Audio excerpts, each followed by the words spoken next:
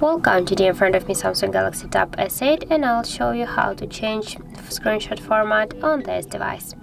So first you should go into the settings application and then scroll down to the advanced features. Now just here tap on the screenshot and screen recorder, and that just to change the screenshot format you should switch the JPG to the PNG, and by this way you can change the format of screenshot on your Samsung Galaxy Tab S8. So that's it, that's how it looks. Thank you guys for watching, and if you find this video helpful, don't forget to leave a like, comment and to subscribe our channel.